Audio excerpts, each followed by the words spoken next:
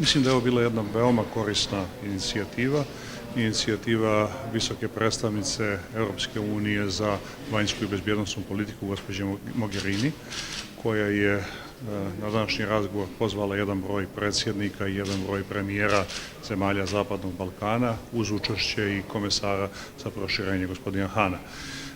Inicijativa je bila korisna kraje godine i bilo je, čini mi se, neophodno rezimirati to šta je urađeno na planu dostizanja evropske perspektive zemalja Zapadnog Balkana u 2018. i šta su nužni korektivi u politici i u regionu i u Evropi da bismo ostvarili ono što je zajednički cilj, a to je ulazak zemalja Zapadnog Balkana u Evropsku uniju i nastavak politike ujedinjenja Evrope. Razgovor je bio zaista veoma sadržajan. Imao sam priliku da razgovaram bilateralno sa gospođom Mogherini, a nakon toga da učestvujem u zajedničkom radnom ručku. Oba razgovora su zapravo bila prilika da od strane Europske unije dobijemo priznanje za ono što je Crna Gora uradila tokom ove godine.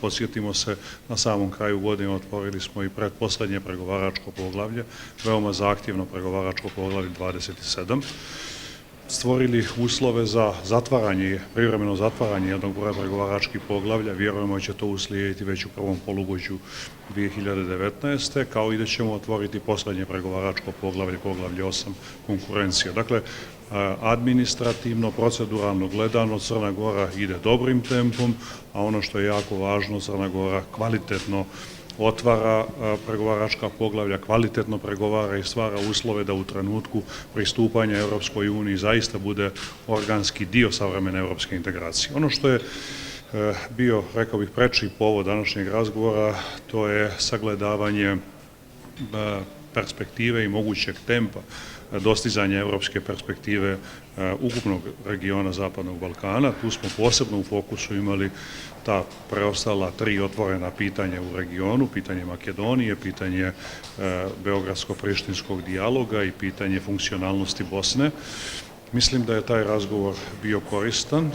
Jednostavno potencirano je od strane svih učesnika da jako dobro prepoznajemo da je rješavanje svakog od tih pitanja interes svih, ne samo tih država, jer dok god imamo makar jedan otvoren problem, to ugrožava perspektivu ili makar ugrožava dinamiku dostizanja evropske perspektive svih.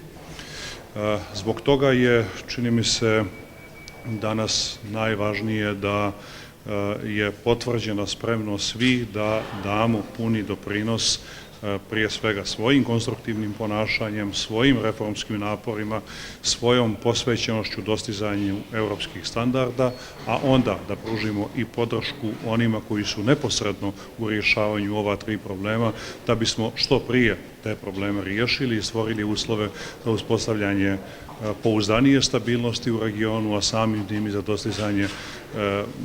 brže dostizanje evropske perspektive svih država Zapadnog Balkana. Dakle, ono što nas definitivno povezuje, to je zajednički interes da obezbijedimo viši kvalitet života ljudima u svim državama Zapadnog Balkana. To možemo ako prethodno učvrstimo stabilnost, jer je to ključni deficit istorijski i aktuelni svih država Zapadnog Balkana i zato je jako važno da se svi suzdržavamo od onih poteza koji mogu dovoditi u pitanje tu najvažniju tekovinu.